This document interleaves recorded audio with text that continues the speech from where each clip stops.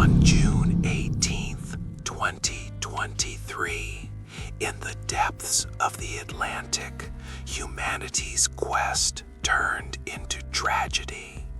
The submersible Titan, bound for the wreck of the Titanic, vanished during its voyage.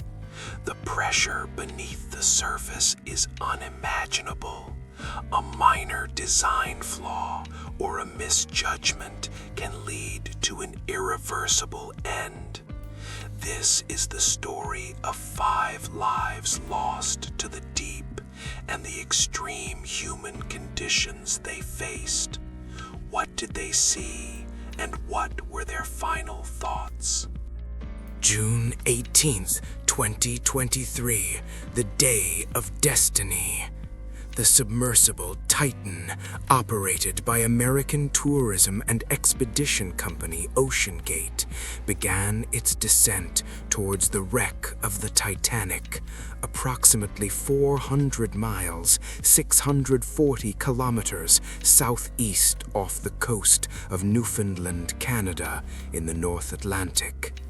However, 1 hour and 45 minutes into the dive, communication with the mothership was lost. Even after the scheduled resurfacing time of 4:30 p.m., the Titan did not appear.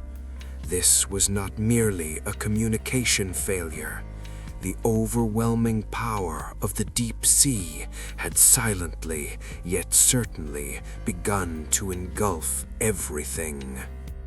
3,800 meters deep, it is a world enveloped in absolute darkness where no sunlight ever penetrates. Pressures beyond anything comparable on land lie in wait, ready to crush any material. This location, where the wreck of the Titanic rests, is at the very limit of human reach, a realm of death untouched by civilization. Here, even ordinary machinery malfunctions, and the human body would be instantly pulverized. In this extreme environment, the Titan was forced into a solitary struggle.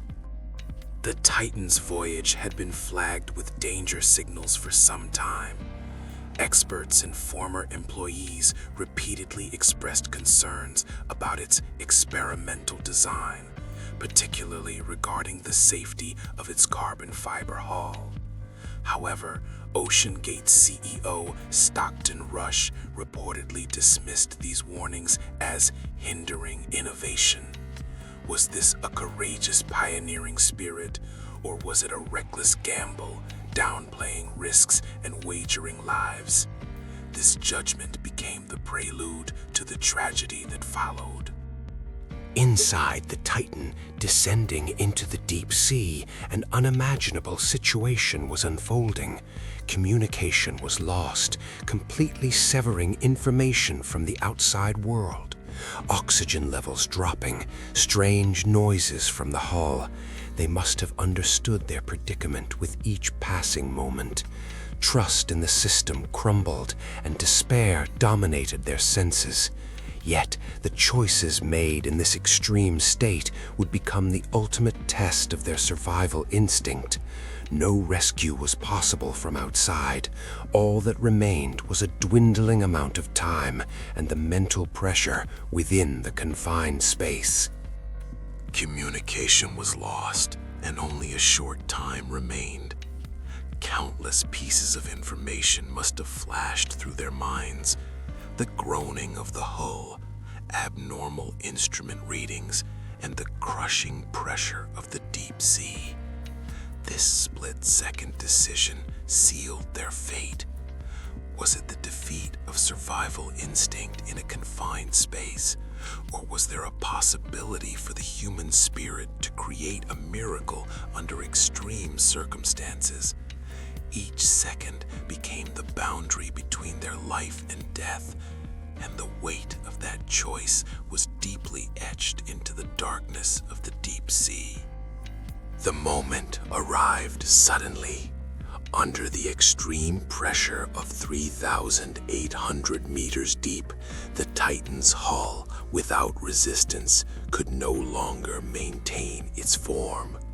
The external pressure of 5,600 psi, approximately 380 atmospheres, is said to have crushed the carbon fiber hull in mere milliseconds. It was an instantaneous event, far beyond the time the human brain can perceive. The consciousness of the 5 occupants vanished into eternal darkness without even feeling the physical impact. The silence of the deep sea swallowed all the tragedy. The shock of the implosion echoed through the deep ocean floor, and then silence returned. All that remained were the mangled debris of the Titan and the untold stories of 5 individuals. Evidence of humanity's reckless challenge lay scattered across the seabed. Yet the deep sea swallowed everything, peacefully guarding its secrets. This tragedy prompts us with a fundamental question: the ethics of deep-sea exploration and how far we should push the limits of technology. The survival rate for those who lost their lives at the bottom of the deep sea was infinitesimally close to 0. If they had had a few more seconds, a few more minutes, what would they have thought? What would they have prayed for? Family, friends, or perhaps just a single miracle? This tragedy confronts us not only with the horror of the deep sea, but also with the bitter consequences of human desire, overconfidence in technology, and disregard for safety. What should we learn from this event, and how should we apply it to the future?